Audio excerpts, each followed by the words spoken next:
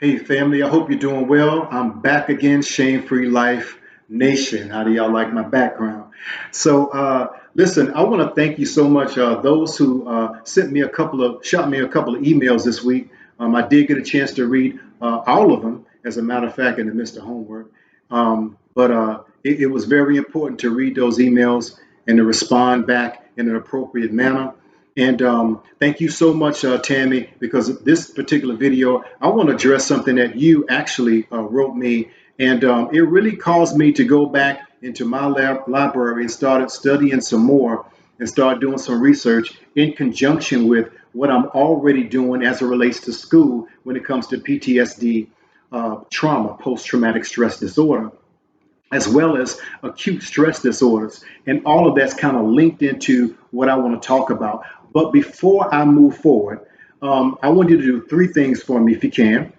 If you haven't already, like this video. And secondly, I want you to smash that subscribe button. If you haven't already, subscribe to the channel. And thirdly, if you can, if this video was a blessing to you, then share it with someone else. That's it. I'm not asking you to share it with three people, 10 people, 20 people. Just share it.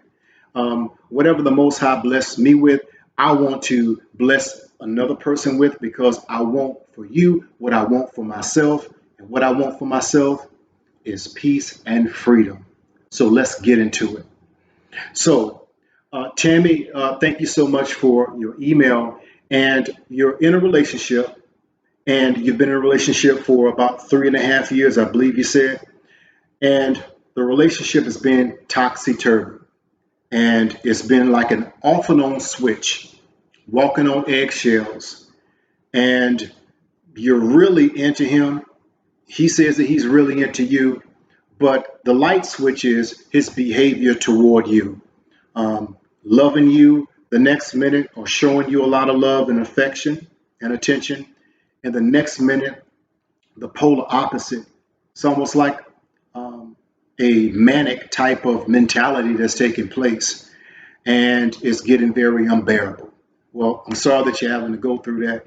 And we're going to talk about this situation and many studies that I've been actually involved in, and we're going to get right into it because we want to live a shame-free life, but we also want to live a drama-free life as well. So let's talk about trauma bonding. Trauma bonding. So trauma bonding is basically I want to preface this by saying I'm so grateful for my fellow comrade, Dr. Cheryl Richardson, who was also on my podcast several months ago, and she basically hit on trauma bonding. But she and I, we talked. Whenever we do talk, we don't talk that much because she's got a lot going on. But we talk about trauma bonding, in which she is an advocate of seeing people free from the chains of trauma bonding. So trauma bonding is a relationship that is constituted, but it's a relationship where one of the parties, or both, but certainly one of the parties, is being exploited. It's a relationship that sometimes you're up, sometimes you're down.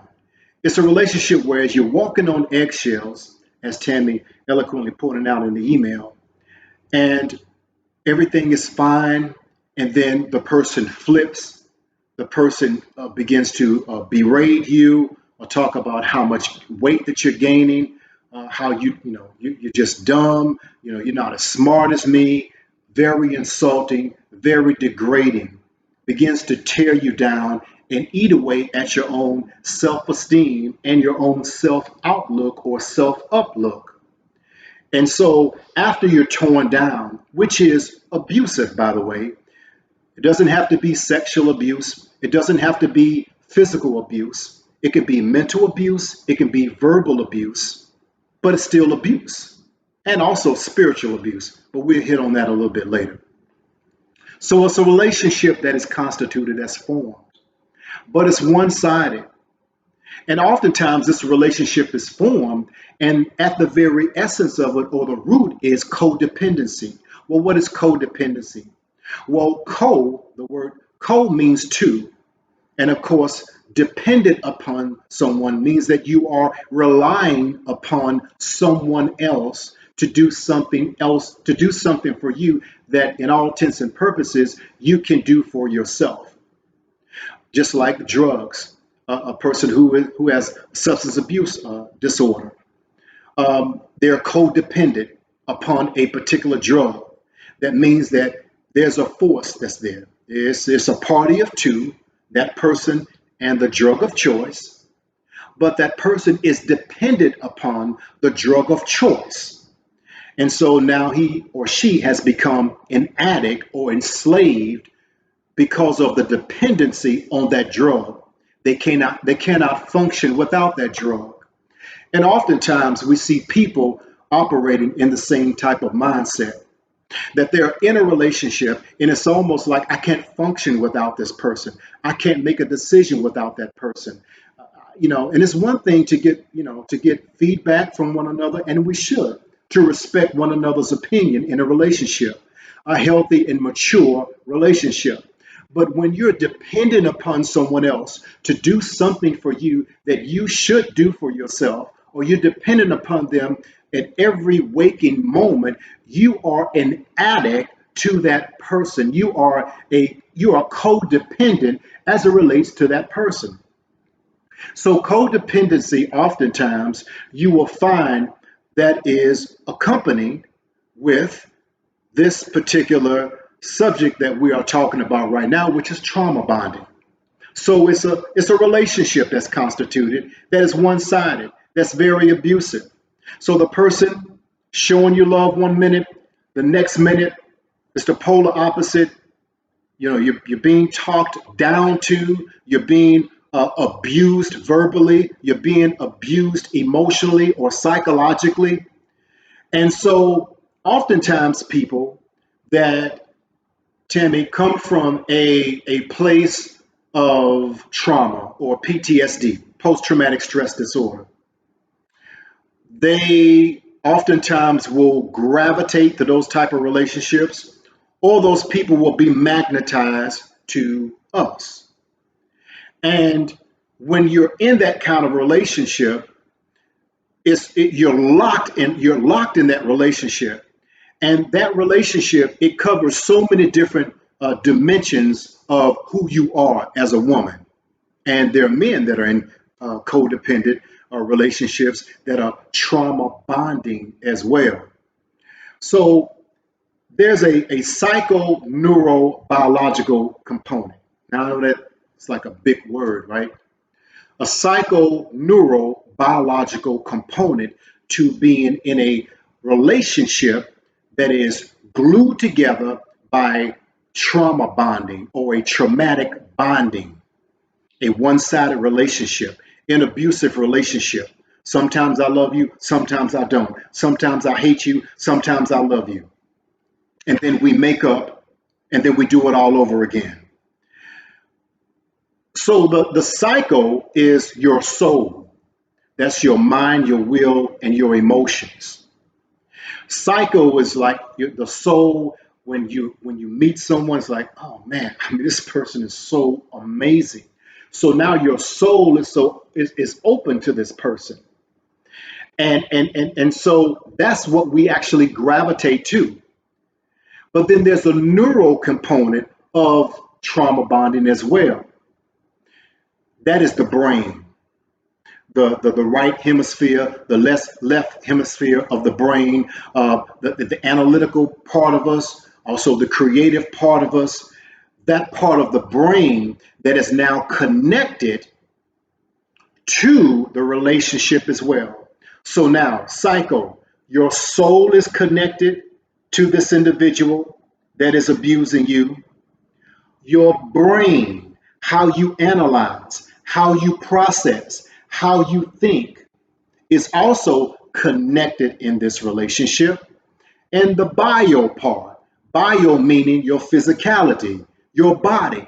Your body is now connected. How you feel about this person. I mean, I get butterflies in my stomach. How you feel about this person. Well, my heart is just beating. How you feel about this person. I mean, this person can be in California. You can be in Texas or in North Carolina, but you feel this person. It's like, this person is right there with you. Now, from a spiritual side of all of this, aside from the scientific and clinical side of it, we understand that this is a soul tie. Isn't it interesting how, even when we're talking about the psycho, meaning your soul, and the neural, meaning your brain, and the bio, or the biological makeup of you, all of those three components are meshed into this relationship that is bonded through a trauma. But the soul tie, how the soul, the psyche, is connected to a person. You know, we can be connected to people in a dysfunctional and unhealthy relationship. And like I said, when we trace the timeline back to when we were children or adolescents, young adults and adults, something happened in our lives that was very traumatic, or a huge loss in your life that sparked or constituted a deep grief. Oftentimes we will latch onto people, and that they become our safety net. But if that person is unhealthy, and if that person is toxic, then it's almost like secondhand smoke. That I can walk into a cigar bar, never having smoked a cigar in my life, but walk in. I'm looking for someone. He or she's not there. Okay, supposed to meet them. They're not there. I'm leaving. I walk out, and immediately I smell like the establishment that I was once a part of. But I don't smoke. It doesn't matter. But because I was in the very atmosphere of the smoke, and now the smoke now is in my clothes, the smoke now is in my skin. And when I pass by someone, there is the evidence that I was in a cigar bar. And the same thing relates to being constituted in a relationship that is toxic, and the trauma bonding is there. So the trauma bonding, it becomes very stronger. It becomes at its strongest peak, mind you, when you feel that you cannot leave that person. And Tammy, I would ask you, do you feel this way? I've got to stay with him because he can't do anything without me. He can't make it without me. So now there is a sense of allegiance that you have to someone, but you have completely disregard that it's almost like being in a relationship with Dr. Jekyll and Mr. Hyde. You don't know who you're going to get on any given day. And once you receive the abuse from this individual, then there's a makeup. And so you begin to rationalize in your mind, well, you know, he did come from foster care. Or, you know, she did, come from a background where she was, rejected and mistreated. So, that's just her venting. But, it'll get better, and I can help her. I can actually show her or him the way. But it sounds great, but in reality, you can't without any outside intervention taking place, and also the individual understanding that my behavior is not normal, but it's actually abnormal due to something that has happened to me, an injury that happened to me. I'm not responsible what happened to me, but I am responsible to cure what has happened to me, to fix what has happened to me, the brokenness. Let's talk about trauma bonding as it relates to people. There are people that are in a relationship. Now, there may be parents that are out there, and you have a relationship with your siblings, but it's through trauma bonding. Civil rivalry has just gone crazy. And your sister or sisters are jealous of you because you've made a decision to use your talents and your gifts that the Father, the Most High, has given you, and to not throw it away, to not bury it in the sand. And as a result of your due diligence in taking the gifts that He has given you to multiply it, now you are reaping the dividends of a successful life. And the ones who have the same qualities to do something pertaining to their lives, to advance their lives, or to improve the quality of their lives, they haven't done it. And because they haven't done it, which is the choice that they have made, now they're hating on you. And it's a love-hate relationship. One minute they compliment you, and the next minute they're running you down. And then they make it up. Hey, listen, let's go out to eat. And it's a vicious cycle of tearing you down, then apologizing, then making up, then tearing you down, then apologizing, then making up. Sounds familiar, Tammy?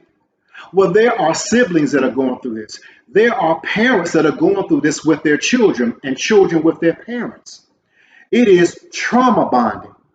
And so a third component of this, which is very interesting that we oftentimes don't talk about, there are churches that are engaged in trauma bonding. And many of these church leaders, not all of them, they are connected to parishioners. They are connected to people in their churches, but they're beating them down spiritually. And then they make up, and I still need you because I don't want you to leave, because when you walk out the door, my tithes and offerings are walking out the door as well. And I've got to support my lifestyle. So hey, listen, I don't know. Hey, listen, I didn't mean for it to come across that way. I'm sorry. Hey, listen, I really wasn't preaching about you from the pulpit. I'm sorry you took it that way. I was talking about someone else. But in actuality, perhaps you were preaching on them from the pulpit because you were mad at them, or because you have an axe to grind and you did not name them personally, but you begin to beat them and whip them, abuse them from a position or a posture, a pulpit of power. That is spiritual abuse. Or it could be the other way around. It could be those in church abusing a pastor. But we've got to remain in this relationship. I really believe God, and I'm going to pray for you, and all of that. And it sounds wonderful. But until a decision is made by the abuser that his or her behavior is unacceptable, it is destructive on all levels, and it needs to be addressed and eradicated, the vicious cycle will continue. So let's talk about, in the midst of this, trauma bonding. And it's very difficult. I'm going to tell you something. I was in relationships whereas there was trauma bonding. I was on both ends. I was the one that was dishing out the trauma, the abuse, and I was also the one that was receiving the abuse. And oftentimes, when you come out of a place of trauma, when you come out of a place of brokenness or rejection or injustice, you begin to now gravitate to people that will begin to stroke your ego, but oftentimes it will come at a hefty price that you know not of. And oftentimes that price may be your freedom. That price may be your joy. That price may be your peace. That's just too high. That's too much of a price to pay for anyone.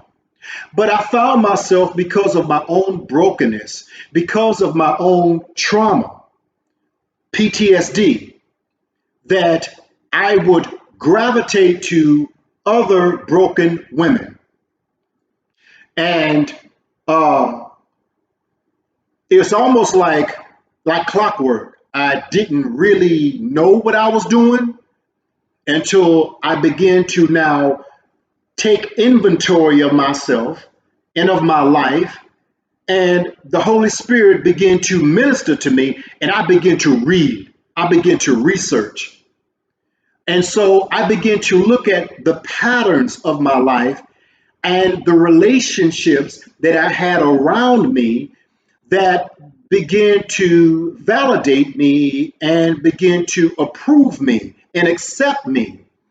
But oftentimes it came by other people who were just as broken as I was, either in the same area of life or a different area of life. But it was a time for us to be in a friendship, but not a relationship, because it was too much work that had to be done in my life and too much work that had to be done in your life, and coming together is not going to fix this. So oftentimes I would find, and I'm just talking about myself, and hopefully you'll get something out of it.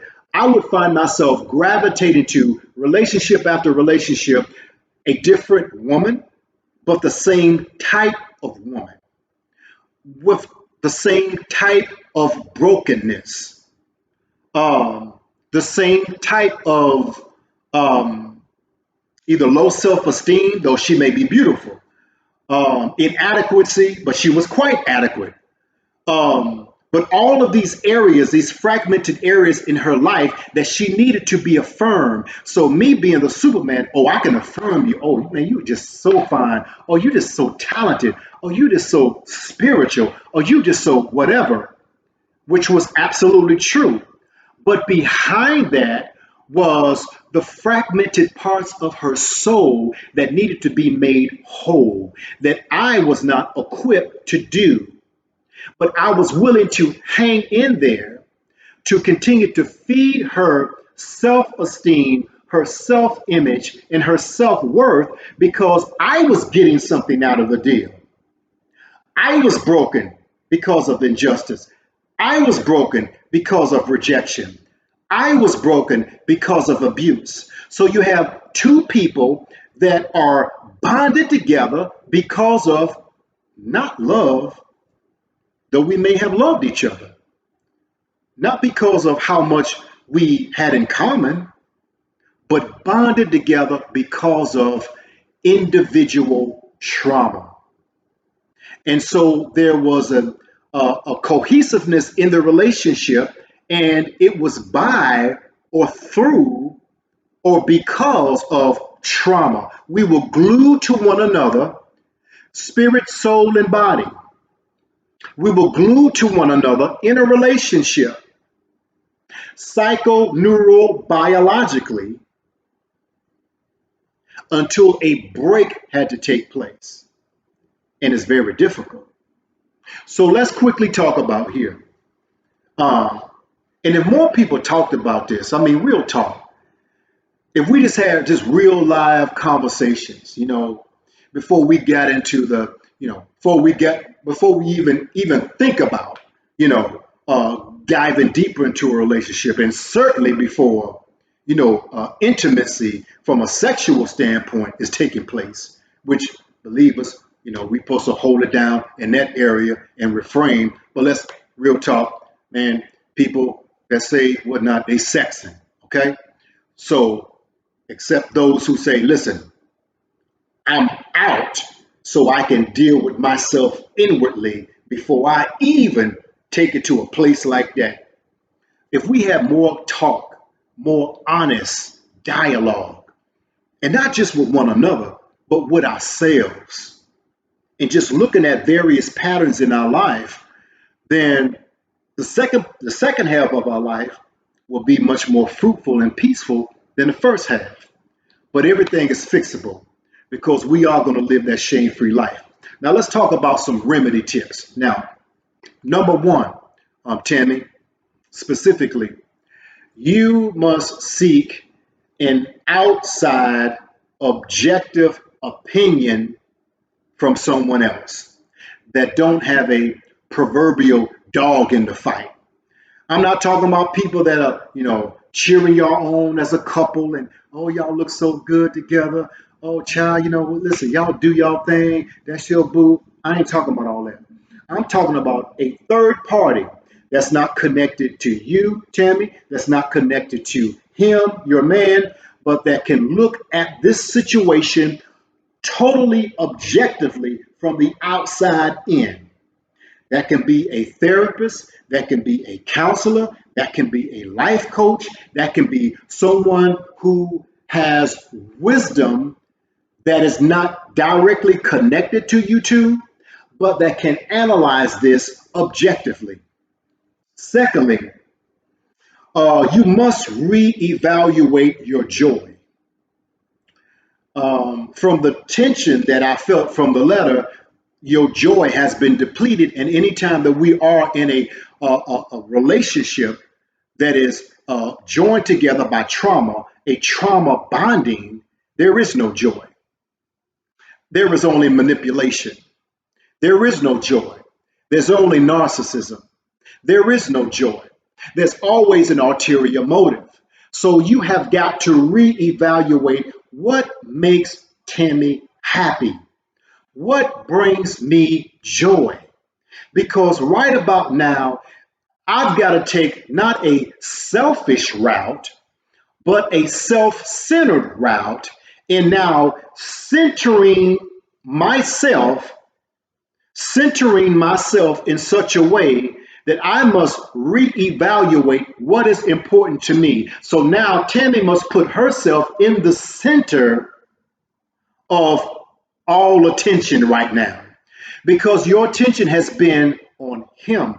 Your attention has been pleasing him. Your attention has been walking on eggshells and not wanting to disturb him. When that is his issues, those are his uh, uh, uh, ancient uh, issues that lie beneath the surface that he is called to deal with, not you. So again, seeking outside help pertaining to this. Number two, reevaluate your joy. What makes Tammy happy? Now, thirdly, you must, and this is going to be a challenge because we're talking about breaking a tie. We're talking about a soul tie that's been constituted psycho, neuro, biological. So we're talking about breaking that tie. It's going to be very difficult. You're going to have withdrawal symptoms in your body, fiending for him, longing for him. What is he doing right now? Is he with someone else right now? I need to call him just to hear his voice right now. You're going to have to go cold turkey, and you're going to have to, number three, detoxify by disconnecting. Detoxify by disconnecting. To detoxify the body is so important, and this is one of the reasons why I love fasting so much. Intermittent fasting, especially, just fasting in general, that we take in so many toxins within our body.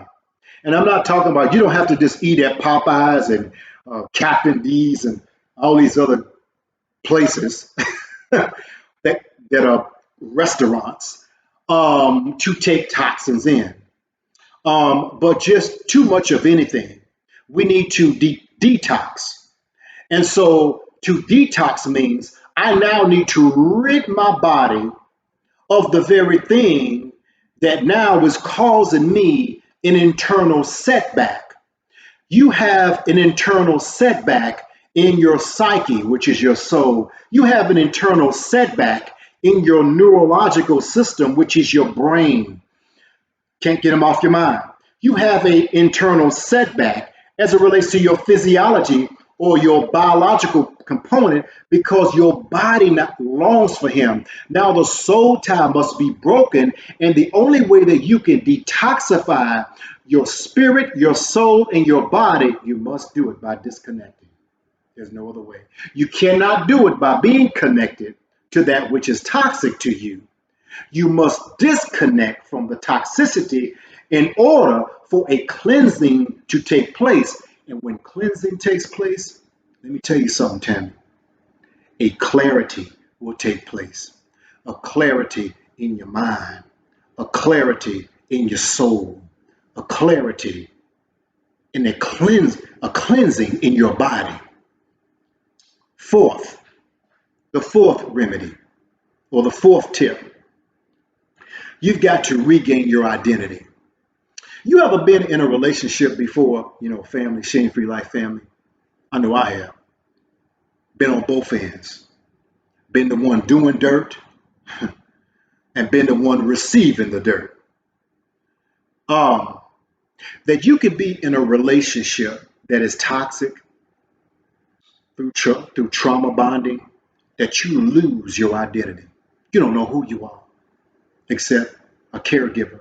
You don't know who you are except a babysitter. You don't know who you are except a maid, a butler, trying to do this, trying to do that, trying to keep the peace, trying to make them happy, you lose your soul. You lose your identity. So the very things that are important to you now it's just because now it's all about trying to please the partner. Now it's all about trying to push the partner to his or her purpose as opposed to yours. Regaining your identity is so important because once you discover what you are not, now you discover what and who you are. And what and who you are may be in opposition to your position as being a trauma partner. So, once again, seeking outside help, that's objective to now step in, to analyze from the outside looking in, to now reevaluate your own joy. Thirdly, to detoxify by disconnecting. And then finally, regaining your own identity. Tammy, I hope that this was a help for you. It's a help for me. It's a help for the Shame Free Life Nation. Definitely get this out, share it. It's something about, especially our community, the Black communities that, we're really not feeling counseling, and therapy. But let me ask you a question. If you had a toothache and you went to Walgreens, CVS, whatever the pharmacy is in your neck of the woods, in your respective city or state or county, and you went to the pharmacy and you got Orgel, you got over-the-counter medication, you got ibuprofens, you were just eating them up like candy, and it helped a little bit, but the pain immediately came back, and it became so unbearable that you felt like you were losing your mind. As a matter of fact, you were losing pounds because you couldn't eat because of the pain was so excruciating. If it got to that point, what would you do? Would you continue to bear the pain in your mouth, or would you go to a dentist? Of course, you would go to a dentist, a doctor. If you had pain in your feet, so much so that it was very difficult for you to walk, would you go to a podiatrist, or would you just, I'm going to tough out this pain? If you had issues with your heart, you had an irregular heartbeat, if the functionality of your heart was not up to speed in which the Creator created it to be, would you go to a cardiologist? Or would you say, well, you know what, listen, I'm just going to believe God. I'm going to be all right. Finally, not to give you too many examples. If you had headaches and the migraines were just so horrific that you couldn't see, uh, you needed quiet, and it just progressively gotten worse, that it affect your quality of living, would you go to a neurologist to analyze your brain to see what's going on, or would you just tough it out? Now, all of those doctors are a part of the medical society, the medical community that specify in various parts of the human anatomy, the human body. The cardiologist has nothing to do with your feet. He's not a podiatrist. The podiatrist has nothing to do with the pain that's in your brain. That is for the neurologist. So they all stay in their own individual medical lanes, but we go to them for relief. Why would we not do the same when it comes to our emotional health, trauma, post traumatic stress disorder, the things that have happened that are so suppressed, and bonding to people that become like a drug, though the drug is abusive, the drug is destructive, but still latching on to it because this relationship will get better. I will help it get better, but it won't until you do. Listen, it's been a blessing, family. Definitely like this video, subscribe to the station, uh, subscribe to the channel, that is, and get this video out because we are our brothers and sisters keeper. And it is high time for us to help one another rebuild our lives one brick at a time to what? Live that shame-free life. And also, send me some more letters. Let me know how you feel. Let me know what's on your mind.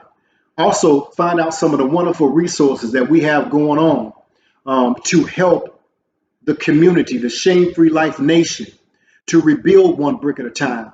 Just go to theshamefreelife.com, theshamefreelife.com, and just check out what we're offering, and you won't be disappointed. And finally, I want you to know something, that your life begins when you say so. Until next time, Shame Free Life Nation, peace and blessings. This is your time. This is my time. This is our time to heal. Till next time, peace, y'all.